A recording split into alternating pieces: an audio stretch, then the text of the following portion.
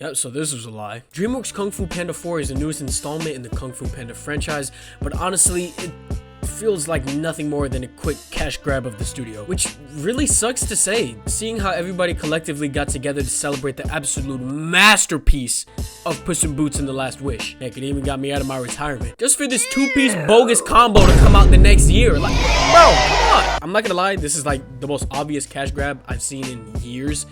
And you can't even group Megamind 2 into this because, like, bro, my PlayStation Plus membership costs more than what this movie probably made back. Or let's have some fun before jumping into evil business. Charades, oh my anyone? God, bro. I personally think that there was no need for Kung Fu Panda 4, especially with the way that the trilogy was intricately crafted and put together, with well-written villains that connected to the hero, great side characters and high stakes, and especially how the third film ended. I mean, like, bro, they had the whole majestic, beautiful chorus with the golden aura blooming the flowers. I mean, how are you just gonna come back for another film after ending one like this? The film is lazily written with a boring story, an insufferable new lead, and a bland, forgettable villain. Like, I literally watched the movie yesterday, and I already forgot what she was trying to do. Oh yeah, she wanted to destroy all of China in Kung Fu. Yeah, not like we've seen that before. That's for me, I guess.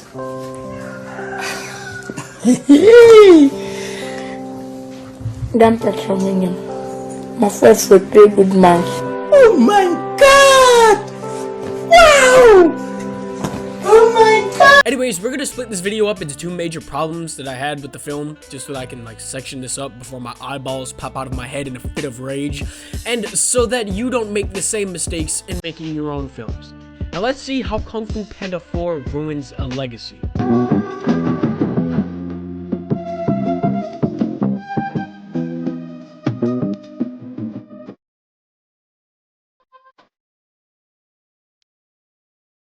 Alright, so one of the first problems that I thought about when this film was first announced was that what were they really gonna do for the villain? Me personally, I think one of the strongest points of this whole franchise is their villains. Each of them was fresh and original and had something to bring to the table. And most importantly, they connected with Po on a whole other level, with Tai Lung challenging Po physically, Lord Shen mentally, and Kai spiritually. These villains basically mapped out a perfect plan for the three villains across three films to help Po grow in these three areas. So what was the point of the fourth? The chameleon doesn't really challenge Po in any kind of way. I mean, if anything, she seemed like a cheap rehash of villains that we had already gotten. I kind of felt like she reminded me a lot of Lord Shen, but like in a cheap Tubi movie kind of way. You know, she had her henchmen, they collected the metal for her so she could make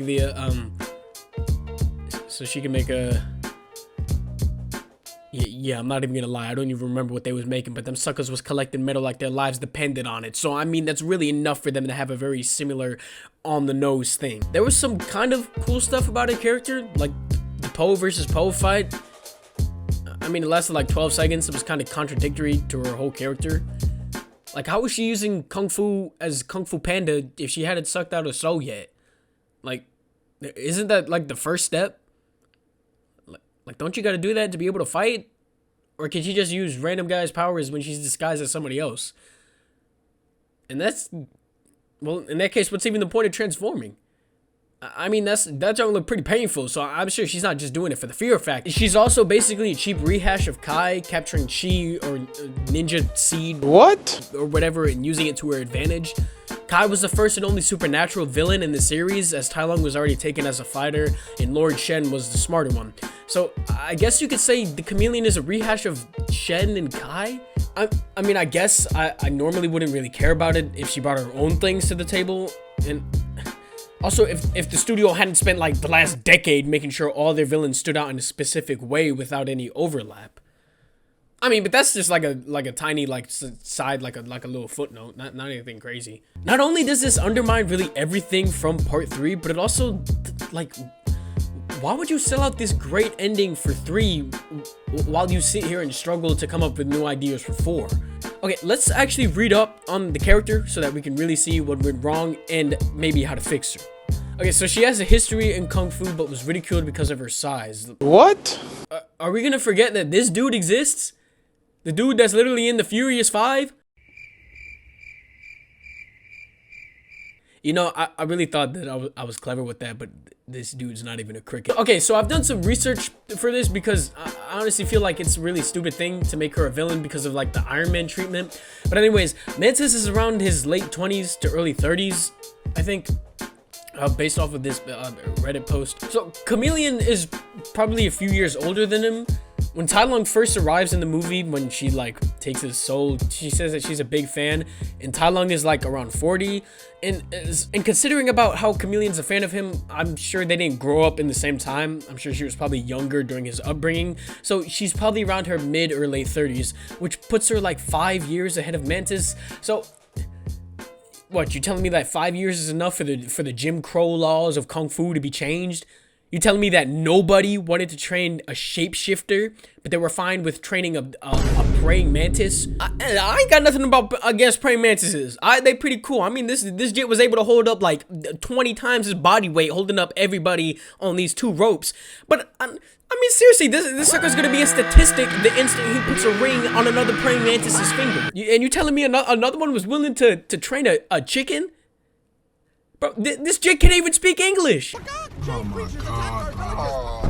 Now, the other thing about her is that she's a sorceress, which I think is the best thing going for this character. So, I don't really know why they didn't really go with this. This would have been the first time we would have seen a sorceress in the franchise, and it would have drastically helped with the whole special standing out of the villain thing. It's mentioned that she's a sorceress, but it's never really developed. Maybe we could have seen that Kung Fu and sorcery had some problems in the past, which led to some beef between the 2 arts, and maybe she had some vow to destroy Kung Fu, because apparently that's what everybody wants to do. Or maybe she wants to stop the selection of a new Dragon Warrior. I mean, that could have been something cool to see. Without a new leader, Kung Fu technically would eventually perish. Or maybe she's just a sorceress. You could have just gone with that. Everybody already had some tie to Kung Fu, and yeah, I get it, it's Kung Fu Panda.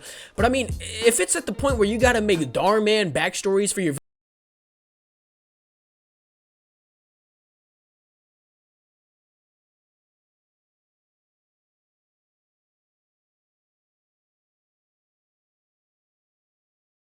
Now, the next big problem is the problem that quite literally everybody was collectively going crazy about. The next Dragon Warrior is Zhen. So when the film first got announced, I'm gonna be honest, I kind of forgot about it. It was something that was announced, and then I think everybody sort of collectively forgot about it and just waited to hear more news about the film. Kung Fu Panda 4 is in the works. Alright, Nice. cool. I love this trilogy. I mean, Nice. the second one is one of my favorite movies of all time, so nice. Smile. Nice. Whoa. Poe is gonna have more of a leader role.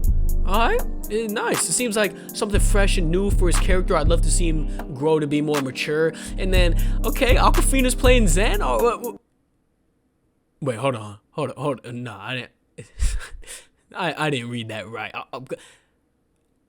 Awkwafina is playing Zhen. Okay. Maybe Zhen is just a character that says one word and then everybody collectively beats her up and then she's not in the rest of the movie. Maybe that's what... Oh. Yeah, I'm not gonna lie, when I heard that news, I was just as appalled as Northwest was looking at her stepmom's booty cheeks on the cover of her song. I genuinely lost all hope for this film at that point, and the news just kept getting worse and worse after that. So first, let's take a look at Zhen as a character. So she's a fox. So, I mean, boom, that basically sets the default setting of what her personality is going to be. She's quick, she's witty, and wow, what a surprise. She's able to go toe-to-toe with the Dragon Warrior the first nanosecond we see her on screen. Luckily, they did have Poe stand his ground. That's one thing I will give to this movie. They don't degrade Poe as much as they thought they would. They still don't really make his character grow very much, but I mean, he's good for what he's given. Now, obviously, I don't like Zhen at all. I think she's a terrible pick for the Dragon Warrior, and I think she's the worst written character in the whole franchise. And please, please give me a chance to explain. I promise you, I'm not just hating because it's Awkwafina. So, spoilers ahead if you haven't seen the movie, but there's a plot twist in the film that reveals that Zhen was on the Chameleon side and was sent just to get Poe's staff. Now, I'm sure you know where this goes. As the journey unfolds between the two characters, Zhen learns the power of love and friendship. She betrays Poe, still feels guilty, and then she defeats the Chameleon using the power of love and friendship and Dragon Warrior Bible verses or whatever, and boom, she becomes the next Dragon Warrior. Now, I don't really care for this. I mean, it's normal, pretty generic stuff, but I can't lie when I say I expected more from DreamWorks. So first of all, I want to say I want to keep the story with her having ties to the villain in a guardian kind of way. I will say I did like how they had ties with each other, and I think that's something new and it works. But the problem for me is that revealing she was bad just for a quick gasp. I think that they should have either started the movie showing that she had ties with the villain, or revealed much earlier that she was already tied with the chameleon. That way, throughout the film, we could have seen her internal struggle to decide whether she really wanted to befriend Poe or if she wanted to stay under the chameleon's palm. This would have added the much needed depth to her character. I mean, everything's there. She and Poe go on a journey, they learn a lot from each other, but without seeing any kind of internal struggle from Zhen, it feels kind of cheap when later on she just feels regret out of nowhere. Like, what? If you were snaking on somebody and then you learn that bro's low-key nice, you're gonna feel remorse for what you're doing while you're doing it. But when the betrayal actually happens, we don't feel anything but just a cheap shock trick. It's not believable at all that Zhen wouldn't show any signs of remorse for what she's doing until the ball drops. And this is the problem with her character. She's written so blandly and flatly, and her entire character arc is just non-existent. Yeah, you could argue that she goes from bad to good because, yeah, she does, but it skips all the good stuff to get to that point. She ultimately fails at being the next Poe because one of the things that made Poe a great character was his relatability. Seeing a character doubt himself throughout the whole film and learn to accept himself for who he was really made for a beautiful and very personable arc. I mean, this dude dropped one of the most real monologues I've ever heard in an animated film. Threw a brick at my head or said I smelled. It hurt, but it could never hurt more than it did every day of my life just being me. I stayed because I thought if anyone could change me, could make me not me, it was you.